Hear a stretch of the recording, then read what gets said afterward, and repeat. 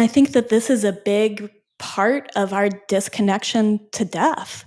That death is arguably the most important part of the cycle. And I think about this space where if we have a line, to make it a circle, it requires death.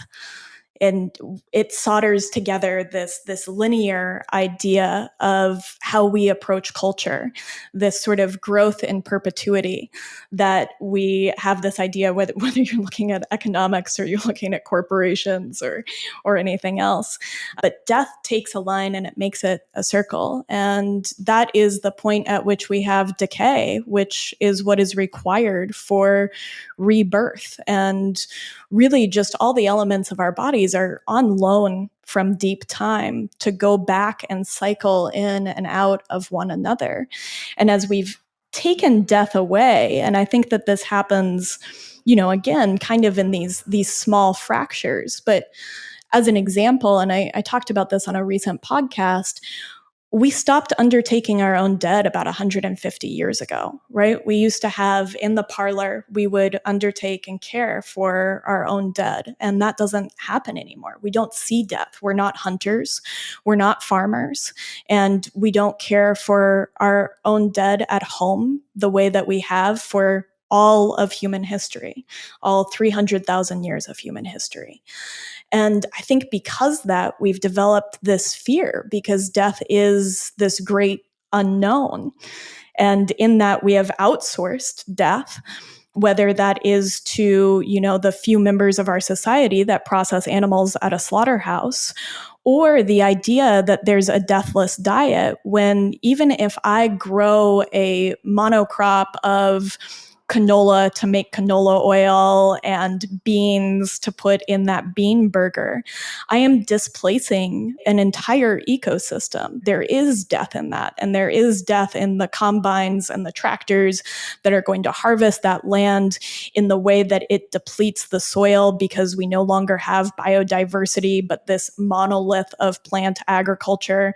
And so there's death in the soil and the soil erosion, where we experience 20 billion tons of topsoil erosion in the United States every year. And if there's 1 billion microorganisms per single teaspoon of soil, what loss of life does that represent? And so I think we have this idea that we're so disconnected from death that we want to avoid it. We don't want to see it. But I think, and I know that you've had this conversation with, to come back to Francis Weller again, these two things are woven together, right? Grief is the perigee to the apogee of joy. I think William Blake would say this, under every grief and pine runs a joy with silken twine, that we need one to feel the other. And that when we drop into witnessing our own mortality in these spaces of killing an animal for our food, we have that sense of aliveness, that tension that is given to us when we understand that this life is transient, that these elements of our bodies are on loan. And I think it deepens your sense of how far you would go to feel that aliveness and connection with the web of life that you are a part of. That line, that tension, like that tension that is always there, and yet we pretend it's not. Like again, monetizable, super monetizable to say, let's just make it so you don't think about death. I have all these injections I can sell you. I have all these steroids. I've got all these hacks you can do, all to not just be with the tension, which being with the tension is the liberation. When I worked as a rep in pharma for years, still undoing that karma. And at the end, actually, I worked in hematology and oncology, and that the people I worked with incredible people, but working with people in oncology was really powerful because, these doctors are dealing with people in end of life, right? And I remember thinking to myself as I was learning about the psychological shift that occurs to people when they are potentially given a diagnosis. And I think of Bronnie Ware's work. She's a palliative care nurse who wrote a book called The 5 Regrets of the Dying. And there's that saying of like survivorship, that when someone finds out they're going to die, they actually begin to thrive. There's like something that occurs, like seize the moment, you know? And I thought to myself, like, how do you can you artificially, maybe artificial is probably the wrong word. How do you allow people to confront their mortality without having to actually be given a diagnosis, which is really, it's strange to think about, but I just wrote about this week, just saying that there's an African proverb that says, when death finds you, may it find you alive.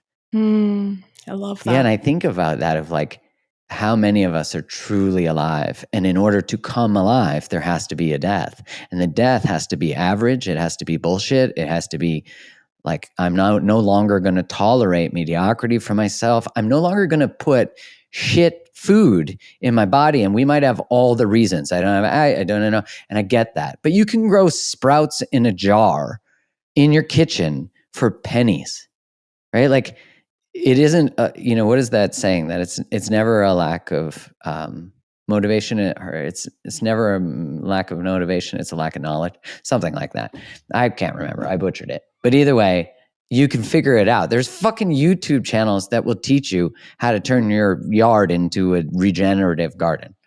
Yes, and there are people and farmers in your community that want to help you find these resources. And I think that's the other piece of it too. But I think that you're right that we are missing this experience of death. And I think when we consider it, and coming back to the farm, I see it all the time. I see it in places that you don't expect.